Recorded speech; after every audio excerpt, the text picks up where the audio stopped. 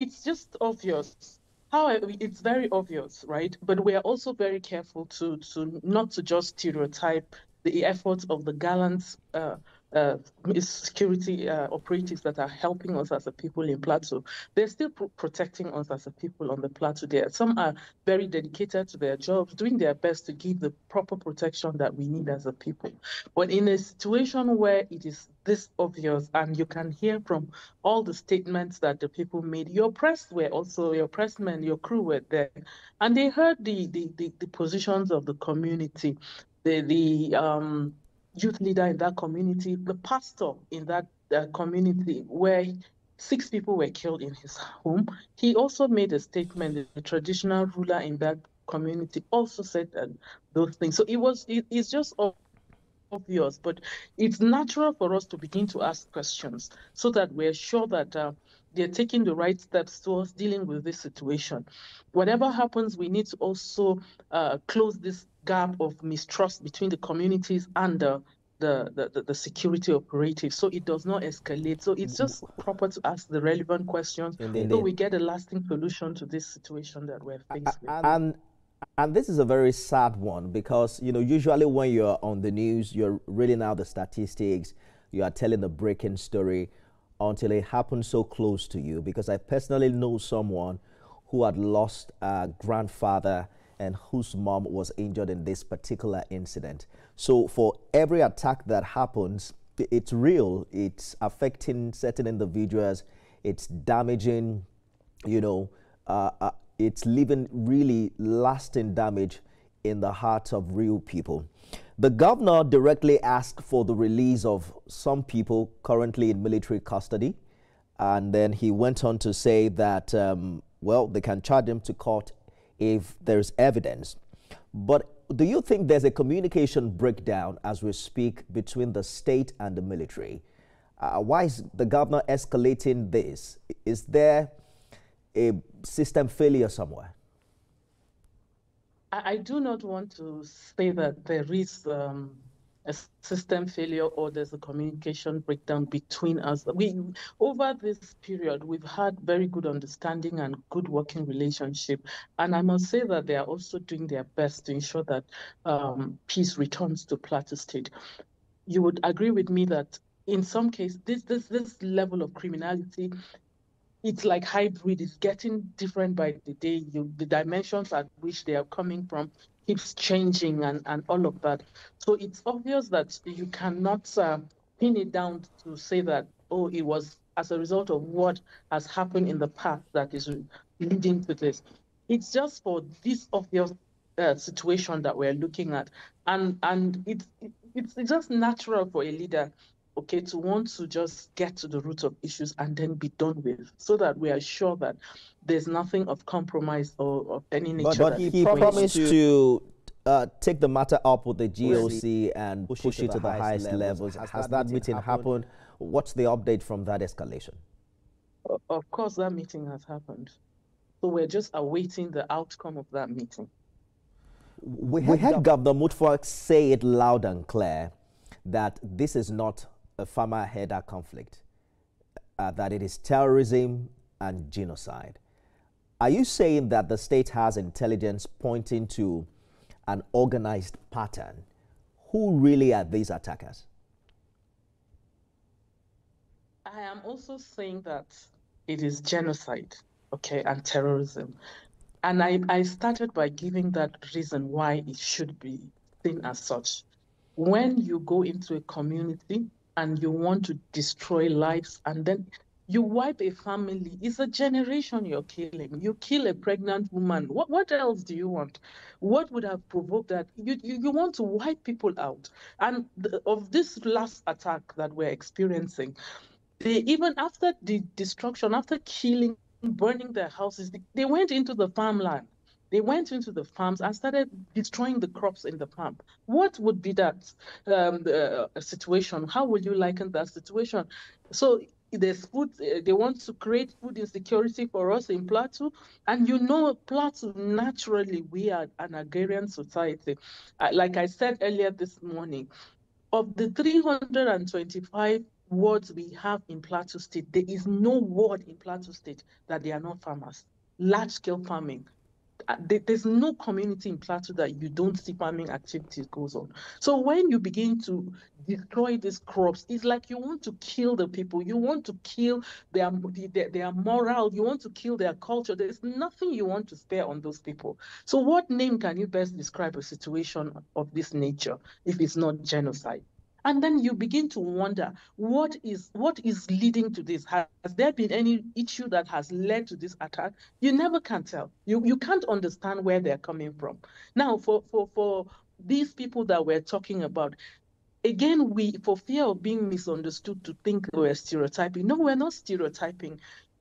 Governor Mutfang is governor over everybody in Plateau State, and he's been very, very clear about it. If you are in Plateau, you believe in this Plateau, you are a brother. Just give him his hand. That's his mantra about the unity of Plateau State. He has taken measures to also build the relationship and unity on the plateau. You know, just recently we also inaugurated a interreligious dialogue and advisory committee to build relationship of people within Plateau. So it's not because we want to resist or just. But as a government, you must have intel. I mean, you must by now know the identity of those attacking your people, right? Who are they? From this report, this attack, okay, the people even in the community were very clear about it. They heard them speak Fulani, and this is always the issue. You when they come to attack, you know they always communicate within themselves. The language they communicate in is Fulani. Okay, so it's not something that is hidden to say that, oh, we do not know, but we know that, okay, there is a militia Fulani group that is attacking the people in Plateau State. It's very obvious from the reports that we're getting from the people. They didn't hide it. But interestingly, there are also Fulani people who live in Plateau, right? That is why that's why I mentioned, I said we do not want to stereotype to say, okay, because these are Fulani, so it applies to Fulani. Of course, they are Fulanis. We live with Fulanis. We have Fulani friends. We have Fulani in our communities that are living with us. Again, you still find these elements appearing, and then they do this destruction. And sadly, too, the mode of operation they come with is that they come, attack, and then they go out. They come, attack, and they go out. Okay, and this that is more frustrating is the fact that you cannot hold on to anyone to say, okay, where are you coming from? Are you the Fulanis that are within our community, or you're coming from elsewhere? As all sorts of insinuations is going on before us.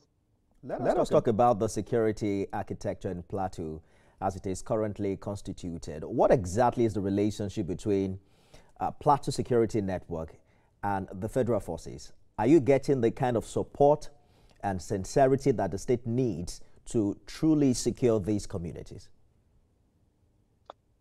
We are getting that support, I must say. We're getting that support. But I want to believe that the security forces are kind of stretched with the kind of happenings around us. I do not want to limit it to Plateau, but I think it's a national issue that needs attention. Okay, and this is why for us as a people in Plateau State, our position is that the state policing should be an option that we look at. The state policing should be able to guide, to cover for the conventional security operatives. You know, the efforts of our own state policing here, we have an Operation Rainbow. It's called Operation Rainbow, and that's our own state policing outfit. And the governor, on coming in, made efforts to rejig that security outfit. However, there's limitations in terms of their operations, and without the support of the federal government, again, there's no much that we can do.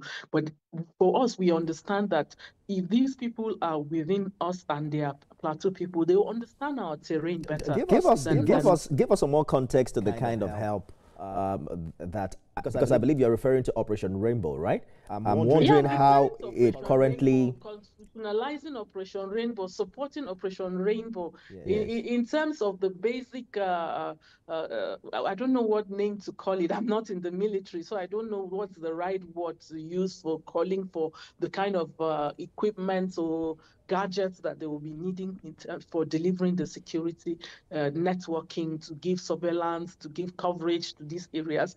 So these are the kind of supports I'm talking about, okay? The state may be limited in terms of having that result. But I how does used it another currently, example and that I'm sorry for butting in, but how does it currently, complement or coordinate with the military and federal forces on ground? Because some would say what the soldiers need might be the intel that Operation Rainbow can provide because they are closer to the people. if we have if we have a proper synergy to say that, okay, Operation Rainbow has, if it's not even the same standing, close to the same standing with what the military, if they could be given, of course, weapons to carry, they can be able to close some of these gaps, and they can even just be like to be a buffer for our people at those areas. Like I mentioned earlier, that most of these attacks, they come through our borders. They come through our borders. The last attack we had before that of Griom, that of Hurti, that the community in Hurti is very, very close to Luamba in Nasarawa State. You can see how far they stretch. Just while we were going around to see the areas that were affected in Riom, we traveled for within Riom local government. We traveled for over 2.5 hours within the same local government to be able to get to one of those communities. Now, these are communities that you will not have the military presence in those.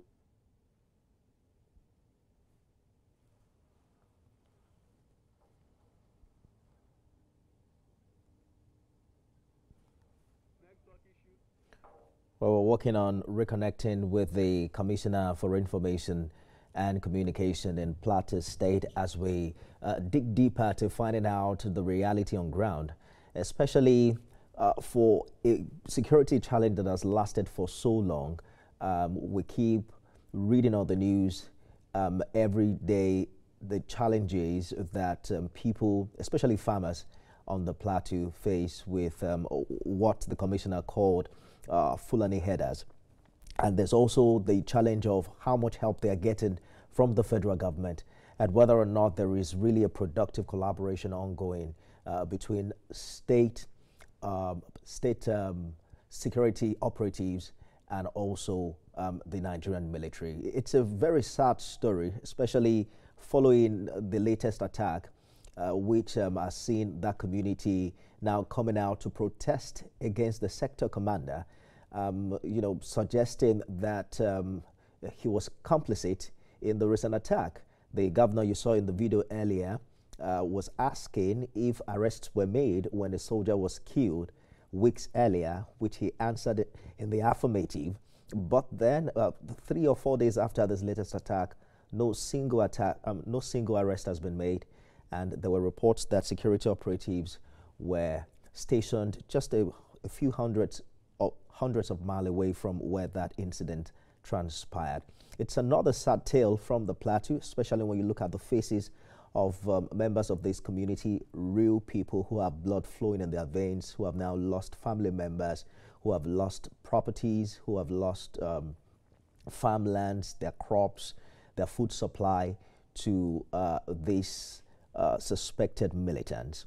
What way forward for the plateau, and what exactly is going to happen differently beyond the sympathy visits? What practical steps is the state taking as we speak now to provide support for these victims who perhaps have now lost their only means of income and sustenance? The governor we heard was saying that this particular community will not fall. And that's a very bold statement to make for a state that has now come one day after the other reporting similar cases. What is the governor going to do differently? We're hoping that we are able to reconnect with the commissioner in time to be able to hear from the Mutfwang administration what it plans to do differently. The commissioner confirmed earlier that that meeting has now held between Mr. Governor and the GOC. We heard him say earlier that he would meet with the GOC to ensure that what happened in this community is thoroughly investigated. Mr. Governor is saying that Riyam will not fall, but the people have heard similar words before, only for the next village to be hit. Why should they believe that this time will be different? Recall that Mr. President himself was in Benue recently following similar incidents of farmers being attacked on their farmland at the middle of the night, and it takes hours after the attack has been successfully prosecuted or executed before security operatives appear on scene. It's a sad tale we keep telling. What must happen differently, and how is government reacting? We're following this story very closely. It is dear to our hearts. We're hoping that government, which has the responsibility of welfare and security to the people at this point in time, wakes up and do something differently for the sake of the people that voted them to power. That's our show today. We'll continue this conversation subsequently as we get more updates. You can watch it again at midnight and at 6 a.m. tomorrow. I am Nifemi Okuntoye.